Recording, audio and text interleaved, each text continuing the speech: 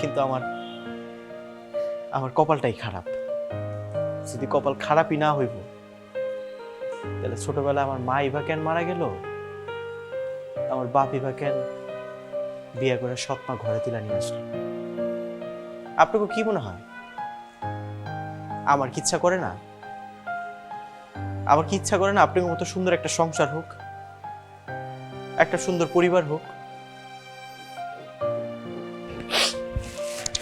যাক, এতদিন আমি যে ভুল করছি, যে অন্যায় করছি, আমি আমার শাস্তি পেয়ে গেছি।